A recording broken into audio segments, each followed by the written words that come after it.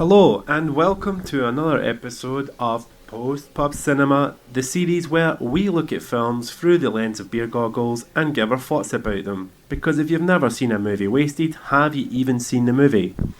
Hi, this week we're going to look at Mad Max 2, The Road Warrior, starring Mel Gibson, directed and written by George Miller.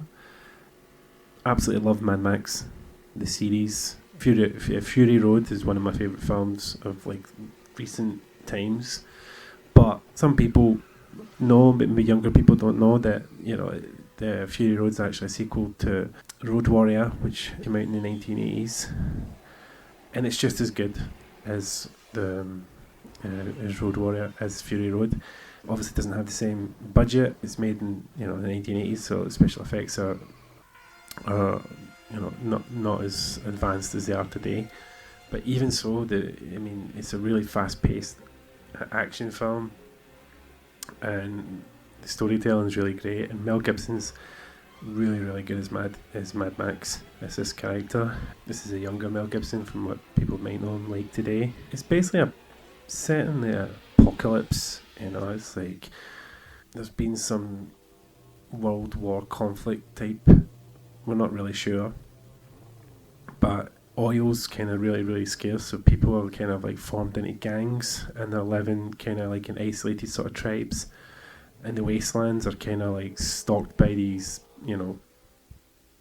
predatory gangs, biker gangs, dressed in S&M type gear, and it's quite a dark look at the post-apocalypse future, and it's just basically Max is kind of a lone warrior on the road. I love this scene with the dog. Sorry, it's great that. It's typical of this film. It's really inventive in the scenes, but yeah, like I was saying with Star Wars, this film is really heavily influenced by Joseph Campbell's Hero of a Thousand Faces, and just kind of the hero's journey. And in this film, we follow Max in this kind of apocalyptic future where he's fighting these gangs, and it's got a really, again, along with Conan, which I spoke about a few weeks ago. I would consider this part of the hero's journey. This is along with Star Wars. It's got the same influences such as Kurosawa as well. The name comes up again. I've read some interviews with George Miller where he talks more or less about the same things. And it's funny because I'm not sure that George Miller and George Lucas ever met or before or after these movies. But they were really influenced by the sort of same filmmakers. I see a lot of spaghetti western influence in Mad Max in terms of the way the shots are composed, like Sergio Leone. It's definitely got a Once Upon a Time in the West and the Good and the Bad and Ugly kind of feel to it. This is a kind of feral kid. It's kind of, a lot of people believe that the character from Fury Road, who claims to be Max, is this kid. I think so, but there's certain issues with continuity in the Mad Max films. The first film isn't really a futuristic apocalyptic film. It might be, you could consider it that, but you could also consider it just like a film from the 70s about biker gangs.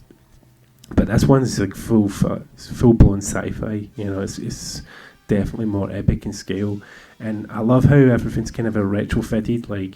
Everything's kind of made from spare parts, and they wear hockey gear and stuff like that, but it all kind of fits in this world where everything's kind of improvised, from the weapons to the clothing, but it's more in sci-fi.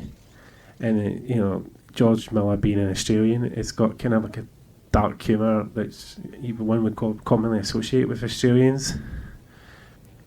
And yeah, you definitely don't want to fall on the wrong side of these gangs.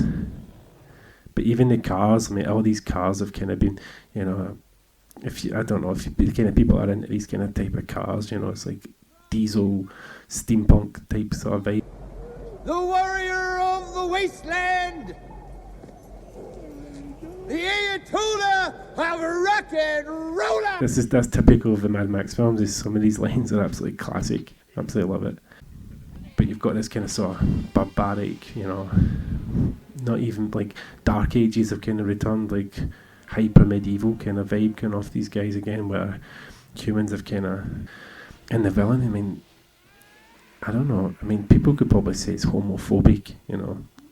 I don't think so. I think it's just like a really, you know, uniquely Australian way to kind of deal with villains. This is kind of like kinky sex club people or whatever. I don't know how to describe them. No, backflip he does. I think a lot of these actors here in this film, they later reappeared as like different characters in the sequels. I'm pretty sure this guy with the kind of fox in his head, he reappears in Fury Road, and I'm pretty sure the main villain here, he reappears in Fury Road as well as another character. I know Mighty Joe from Fury Road, he was actually the main villain in the first film. Those chaps. The villains are super gay, but uber gay, you know, it's like some kind of like crazy sex club, you know. It's just about, but the whole style, I mean, it's the 80s, you know, but I love like the headband she wears and stuff. It's like, you know, it's typical of the time. 2 days ago, I saw a vehicle that had hauled that tanker. You want to get out of here? You talk to me. Mel Gibson, he was born to play that role. I mean, I think this was one of the ones, more than the first film, because the first film was kind of a low budget, but the sequel, with Road Warrior, it's kind of like a bigger film, and this was kind of along with Lethal Weapon, where these were the movies that kind of made Mel Gibson like a star. But he's really great in this film as well, because he's kind of very similar to Clint Eastwood's character in the Fistful of Dollars trilogy, where he's kind of just like wants to get petrol and, you know, enough petrol to get back on the road and just drift. But he gets involved with like these villagers, or this, you know, this outpost that has oil, and then they're kind of good people. It's kind of like suggested they're good people, and they're kind of up against these depraved biker gangs. So as the story progresses, he gets more and more, you know, involved with the locals, and decides to, you know, he gets forced to take a side, really, but he doesn't really want to at the beginning. One thing I love about George Miller's films is the villains. I mean, they're absolutely brilliant, and it's a very physical performance everybody gives. It's not dialogue heavy. I mean, everything's motion. It's like pure cinema. And I think, you know, along with George Lucas and Star Wars, I think they're very similar filmmakers in that sense, in the way that the way that they make movies. But I think that George Miller's a lot more sadistic. But, you know, the praise heaped upon Fury Road, I mean, it's a really beautiful film. But I think Road Warrior, I mean, it's obviously an older film, but it's just the shots and just the design and just the performances, everything's just so well done. And this is a film which is kind of outside the Hollywood system, because it's an Australian filmmaker, and I think it's made in Australia with Australian actors, but it's, you know, it's just as good as anything that Hollywood could do. The story itself, I mean, a lot of this is influenced on Seven Samurai. I mean, in terms of like the outline of the story about warriors helping villagers type idea. But there's this personal conflict between these two guys, which I don't think they actually ever meet. And there's an iconic car.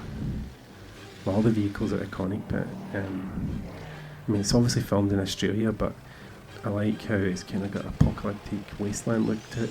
And I think Australia is probably one of the best places because it's, you know, it has huge deserts, so it's probably easy for him to film there. Because the guy, you know, he's Australian, he's grew up, he probably knew a lot of good locations that, you know. But I love the camera work. I mean, I love how he visually tells the story. So yeah, if you've only ever seen Fury Road, check Road Warrior out. It's a great movie. Thanks for watching the video.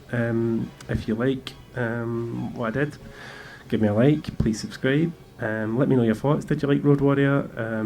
Tell me what you think about it, and I'll see you next time. Yo, what's up? Baby,